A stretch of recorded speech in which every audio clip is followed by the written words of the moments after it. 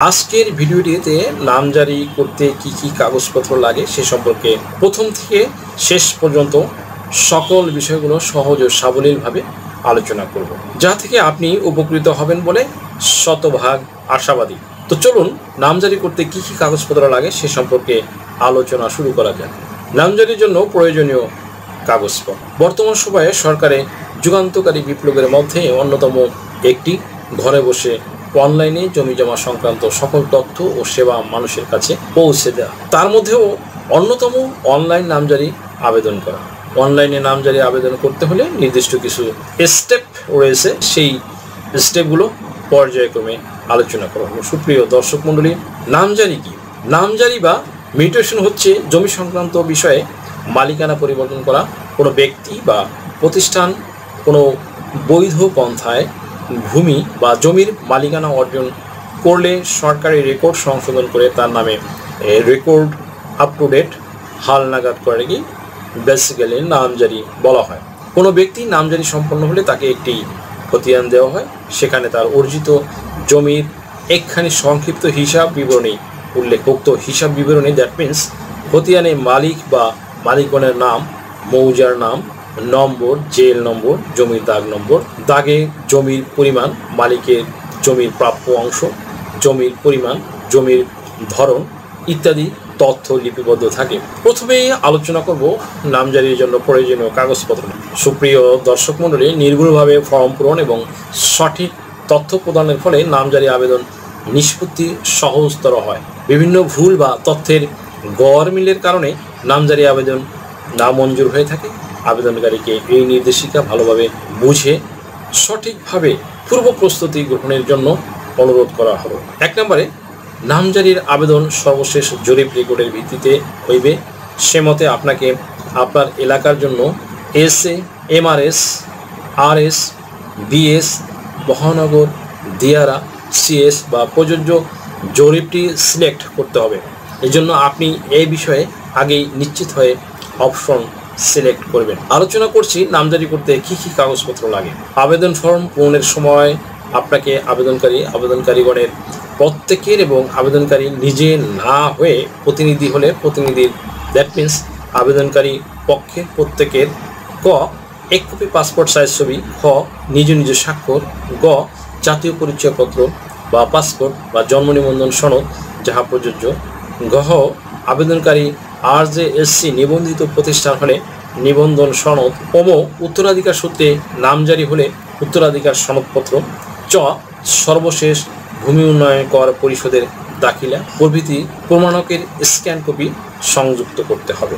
এইসব স্বাক্ষর ছবি ও কাগজ আলাদা আলাদাভাবে JPG বা PNS ফরম্যাট স্ক্যান করে আপনার ল্যাপটপ বা ডেস্কটপ কম্পিউটারের আপনার নামে খোলা ফোল্ডারটিতে রাখতে পারেন, যা ফর্ম পূরণের সময় যথাসময়ে চুজ ফাইল ক্লিকের মাধ্যমে সংযুক্ত করতে পারবেন। আপনার কি ভিজিট ভিসা বা স্টুডেন্ট ভিসা বা সার্ভিস ভিসার জন্য ফিনান্সিয়াল এফিডেভিট প্রয়োজন? Sponsorship affidavit, relationship affidavit, support affidavit, asset valuation, property valuation এছাড়া অন্য সকল ধরনের এফিডেভিট নিতে আজই ডায়াল করুন 01724583880 নম্বরে।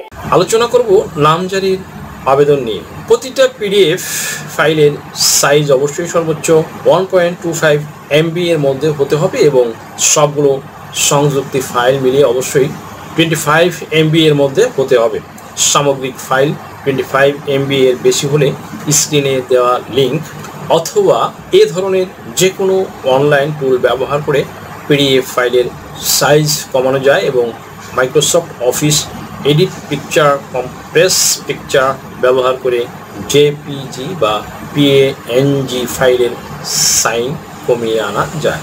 সুপ্রিয় দর্শক মণ্ডলী, 4 নম্বরে আরও জ্ঞাতব্য, ক্রয় সূত্রে ফর্মে আবেদনের সময় মৌজা নির্ধারণ করে আবেদনকারীকে একটি ঘোষণা প্রদান করতে হবে। অসত্য তথ্য প্রদানে আবেদন বাতিল হবার পাশাপাশি আইনগত শাস্তির সম্মুখীন হতে পারে, বিধায় আবেদনকারীকে অবশ্যই সঠিক ঘোষণা প্রদান করতে হবে। যে সকল বিষয়ে নিশ্চিত হতে হবে। ক নম্বরে, সর্বশেষ রেকর্ড অথবা সর্বশেষ নামজারি হতে জমির মালিকানার ধারাবাহিকতা আছে কিনা, দ্যাট মিনস মধ্যবর্তী হস্তান্তরের প্রমাণপত্র বা দলিল সমূহ আছে কিনা। খ আবেদনকারীর দলিল মূলে মালিকানা দাবি ও হিস্সা সঠিক আছে কি। গ, আবেদিত জমি দখলে আছে কি। যদি আবেদিত জমি দখলে না থাকে তাহলে একটি ব্যাখ্যা আবেদনের সঙ্গে প্রদান করতে হবে। গহ, আংশিক খাস বা অর্পিত বা অধিগ্রহণকৃত আছে কি না। আবেদিত জমি আংশিক খাস, অর্পিত, অধিগ্রহণকৃত হলে নিষ্কণ্টক অংশ আলাদাভাবে চিহ্নিত করার প্রমাণক সহ ব্যাখ্যা বা এক্সপ্লেইন করতে হবে। সুপ্রিয় দর্শক মণ্ডলী, হোমো নম্বরে আবেদিত জমিতে কোনো দেওয়ানি মামলা আছে কিনা, মামলা থাকলে হস্তান্তরের কোনো নিষেধাজ্ঞা আছে কিনা, নিষেধাজ্ঞা নাই মর্মে আদালতের ইনফরমেশন স্লিপ সংযুক্ত করতে হবে। চ, জমিতে সরকারি স্বার্থ আছে কিনা, থাকলে কোন ধরনের স্বার্থ আছে তা নির্ধারণ করতে হবে। দাগের সরকারি স্বার্থ সংশ্লিষ্ট অংশ খাস বা অর্পিত, পরিত্যক্ত বা ওয়াকফ বা বিনিময় বা দেবোত্তর বা অধিগ্রহণকৃত বা খাস মহল, কোর্ট অফ ওয়ার্ডস অথবা সরকারি সংস্থা অথবা অন্যান্য চিহ্নিত করে। আবেদিত জমি এর বাইরে হলে কোনো অংশ তা চিহ্নিত করতে এবং ব্যাখ্যা প্রদান করতে হবে। ছ, সর্বশেষ অর্থ বছর পর্যন্ত ভূমি উন্নয়ন কর পরিশোধ করা আছে কিনা। ভূমি উন্নয়ন কর হালনাগাদ না থাকলে আবেদনকারী তা হারাহারিভাবে বকেয়া সহ হালনাগাদ পরিশোধ করবেন মর্মে ঘোষণা দিতে হবে। বরিজ্ঞ যা, আবেদনে বর্ণিত তফসিল জমি অ্যাপার্টমেন্ট বা ফ্লোর স্পেস কিনা। যদি তা হয় তবে অ্যাপার্টমেন্ট নম্বর প্রদান করতে হবে। শুধু জমির জন্য অ্যাপার্টমেন্ট বা ফ্লোর নম্বর প্রদান করতে হবে না। ঝ, আবেদনকারীগণের এই মৌজায় বর্তমানে কোনো খতিয়ান আছে কিনা। যদি তাদের আবেদিত জমির মৌজায় এক বা একাধিক খতিয়ান থাকে তাহলে হ্যাঁ নির্ধারণ করে খতিয়ান নম্বর বা নম্বরসমূহ এন্ট্রি করুন। দুটি খতিয়ান নম্বরের মাঝে কমা অথবা সেমিকোলন ব্যবহার করবেন। ঘোষণা প্রদানের পর জমির তফসিল সংক্রান্ত তথ্য কিন্তু প্রদান করতে হবে। আপনার কি নাম ও বয়স সংশোধনের জন্য হলফনামা প্রয়োজন? এনআইডি, সার্টিফিকেট, পাসপোর্ট, জন্ম নিবন্ধন, দলিলের ভুল সংশোধনের হলফনামা, ধর্ম পরিবর্তনের জন্য হলফনামা, তালাক প্রত্যাহারের জন্য হলফনামা, যৌথ বিবাহের হলফনামা, রেজিস্ট্রি সহ কোর্ট ম্যারেজ। এছাড়া অন্য সকল ধরনের হলফনামা কিংবা এফিডেভিট নিতে আজই ডায়াল করুন 01724583880 নাম্বারে। আশা করি ভিডিওটি থেকে সামান্যতম হলেও উপকৃত হয়েছেন। যদি ভিডিওটি আপনাদের সামান্যতম উপকারে আসে তাহলে রিকোয়েস্ট করব চ্যানেলটি লাইক, শেয়ার, কমেন্টস এবং সাবস্ক্রাইব করে পাশে থাকা বেল আইকনটি প্রেস করে দিন যাতে পরবর্তী ভিডিওর নোটিফিকেশনটি খুব সহজেই পেয়ে যান। সো আজকের মতো এখানেই শেষ করছি। দেখা হবে অন্য কোনো দিন, অন্য কোনো ভিডিওতে, অন্য কোনো আইনি কন্টেন্ট নিয়ে। সেই পর্যন্ত সকলে ভালো থাকুন, সুস্থ থাকুন, নিরাপদে থাকুন। আবারও সবাইকে ধন্যবাদ জানিয়ে এখানেই শেষ করছি। আল্লাহ হাফেজ।